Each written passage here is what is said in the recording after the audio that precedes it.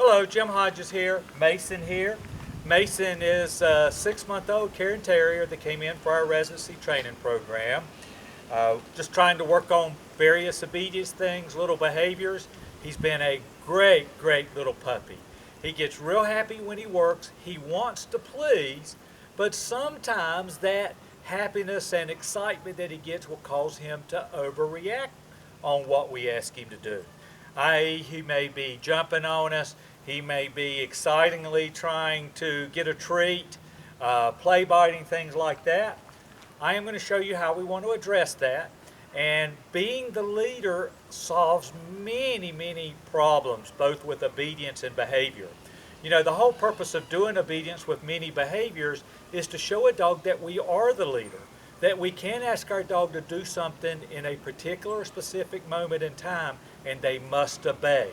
That's when the later knows when they're doing something across the room or across the yard will come into effect, because our dog understands what no means. He also understands what praise means, because motivation is just not about consequence or biting.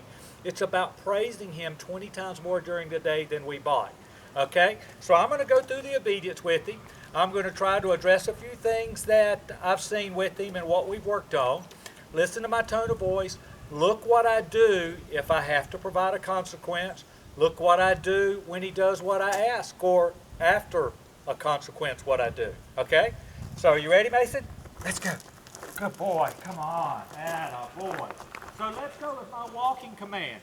Just as in all the other videos, his job is to walk right here with me. He is not to pull me. He is not to lag behind. I want him to stay right here. And I'm going to let him know, good boy, when he's doing what we ask. Say, for example, he did start pulling. I would tap the leash back behind him, okay? I would tell him, no, let's go. One of the little behaviors that I had noted with Mason was smelling the ground when we were walking. Quite honestly, I don't want that to happen. That's something that a dog, by smelling the ground when we're taking him for a walk, is ignoring us and not paying attention to what we want. Not to mention, it could be a significant hazard if he picks up something he's not supposed to, okay? So we've got let's go. Good boy. It's really, this is the first real warm day we've had here, and we're going to try to work through this, but I know he's going to be a little bit hot. You ready? Let's go. Sit. Hand signal for sit. Atta boy. Good boy. I do use treats on occasion, but we'll talk about treats a little bit more in just a second. But I don't treat all the time. When a puppy is learning a command or a dog is learning a command and they're motivated by treats, I use them to teach the command. But at some point in time, I take treats away, only to the point I want them obeying me for the command I ask, okay? And not be doing it because I'm holding a treat in my hand. So anytime our dog does what we want to praise him. We're going to tell him, break, sit, atta boy. We're going to praise verbally, physically, and we may with the treat, okay? We want to make those synonymous with each other, so he starts to associate our words and our touch and our treat to mean the same thing, that we're really happy with him. Hand signal for sit is like this. He has to sit until we release him or put him into another command. If he was to start to get up, I would tap the leash straight up and tell him, no, sit. And then I would come back, good boy. I wouldn't give as much praise as if he did it right the first time, but when he does make a mistake, and we do have to provide the consequence or the bite to let him know, we always want to finish with a little bit of praise when he's done it right, so he knows what we're looking for. Let's go. Ah, boy. So, hand signal. Sit. Good boy. You see, he checked himself. That's why we tap and we don't pull the leash. I want him thinking about what to do. He looked like he was getting ready to lay down, and he corrected himself. Sign of a smart dog, sign of a dog that's paying attention. So the sit, and then break. That's release. When I break a dog, that means you're no longer having to obey me, but you're never ever going to pull on the leash again, okay? So I'm walking down the street and I meet someone. I may put him in a sit to begin with when I'm talking, break. I'll release him so I don't have to watch if he's in a sit. He can lay down. He can actually smell the ground when we're not working, okay? but he just needs to stay right there. If I feel him pulling, I'm just going to tap him back in the direction I want him to go in. So sit as straight up. Our let's go or our movement is always try to tap parallel to the ground. Attaboy. So why did I praise him for laying down when he did that? First of all, he's broke. He's in the break position.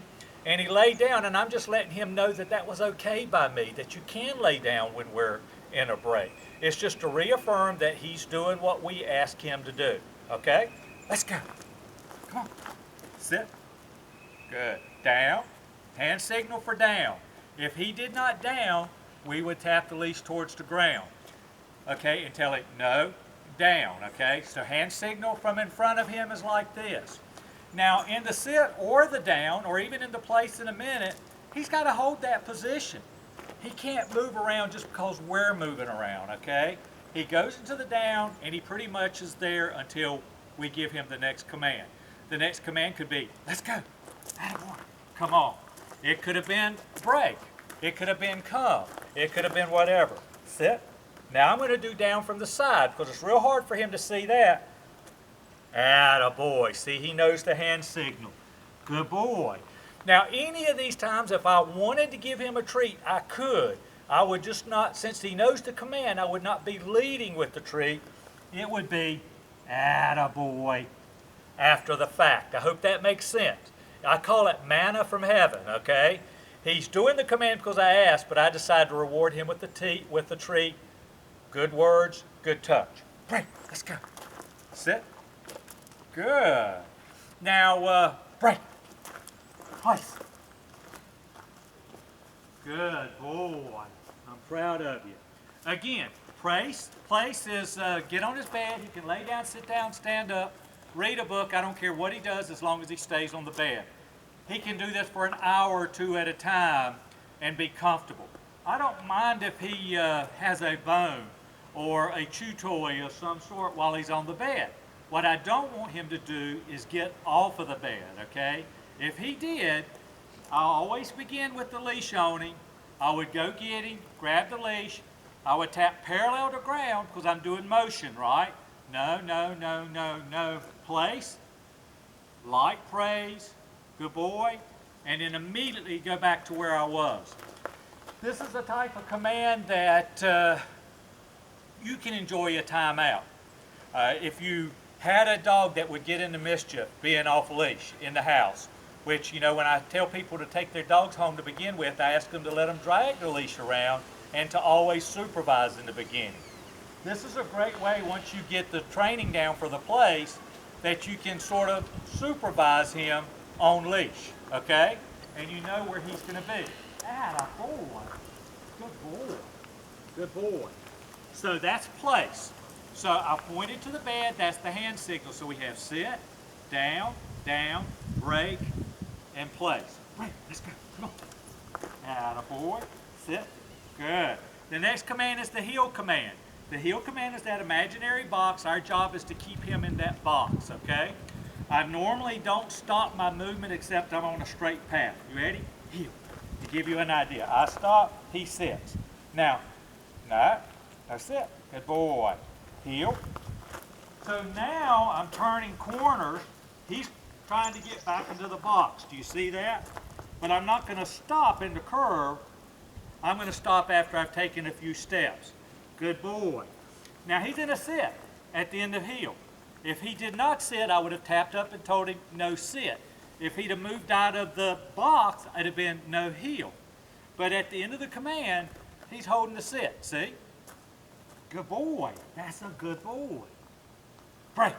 Another thing that, one of the things that we were to work on with Mason here was him jumping, him play biting, him nipping. He was very assertive taking treats. So we introduced a different command for him when we praised him to take a treat, and it's the easy command, okay? All I wanted to do was to teach him that he couldn't jump up and be a piranha on a leash trying to get the treats. He had to wait till we were ready to give it to him. In fact, first 6, 8, 10 times, he had a hard time. Now he's adapting to it.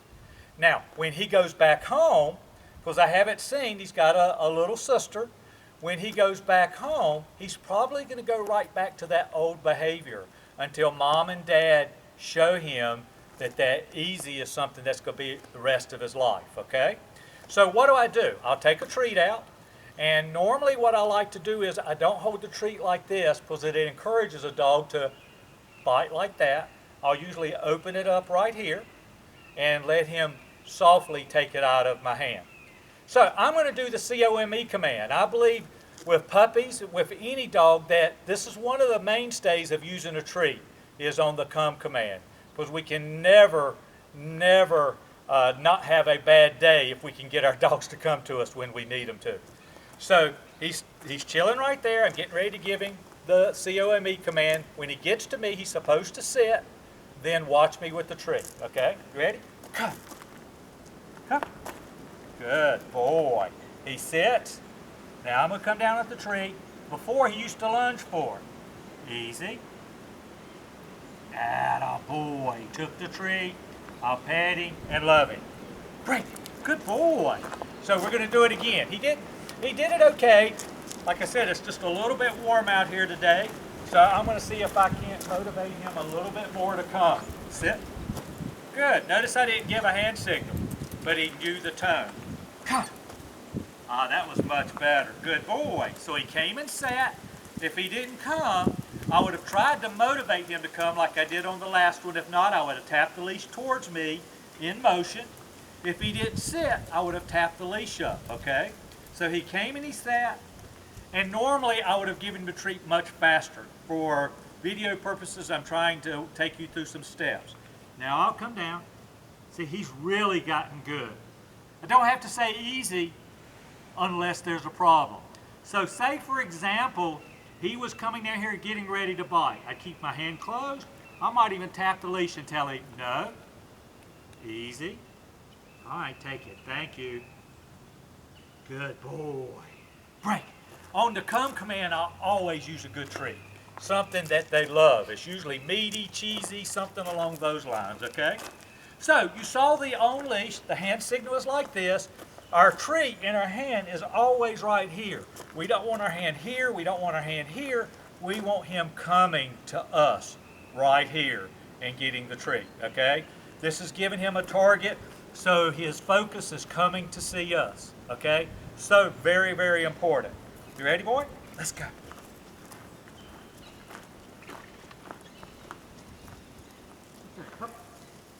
Did you get up there? Atta boy.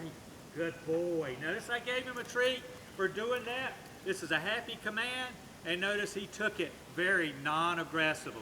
Just takes a little bit of work. Hey, right here.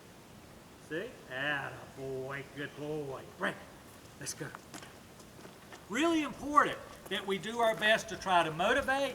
If a dog does something wrong, make a note of it. They're going to do it wrong over and over again until you fix it.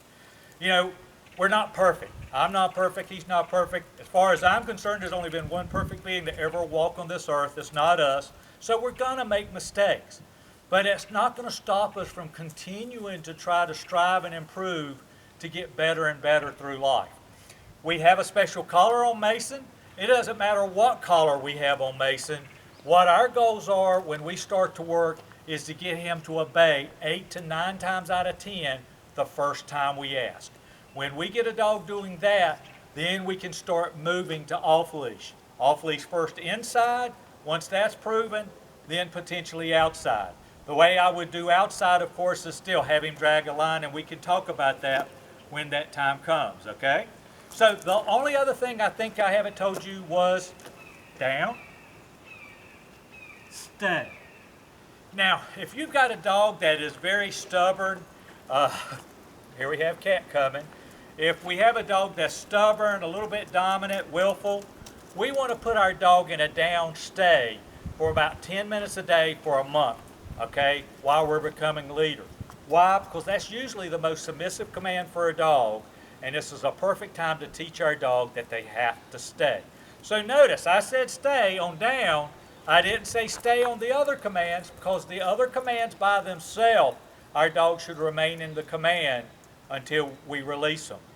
When I say down, stay, or at the door, stay, we're teaching our dogs to pack our bags, be a while, you're not going anywhere anytime soon. I hope that makes sense. If you have questions, email me, call me, and we can talk about it. I think that pretty much covers it with Mason. Mason's been a real good boy, okay? We want to motivate him. Oh, last thing, off-leash, C-O-M-E. It's real important that when we have a dog off-leash in your fenced-in backyard, wherever, that we don't tell our dog to come to us unless we know he's going to come. So how are we going to do that? Well, if he's over there watching the cat or what have you, and we came out and said, come, and his attention was so focused on the cat he didn't hear us, before long he would learn that come was not a command he had to respond to. So what I would do when he got over there, first of all, the first few times, without a distraction, I would get his attention, get real excited with him, get him to commit to me, and when he started running to me, then I would plant the seed word come. When he got to me, my target would be here, I would give him the treat and love him for it, okay? Have any questions there? Let me know. We never call our dog to us unless we know they're going to come.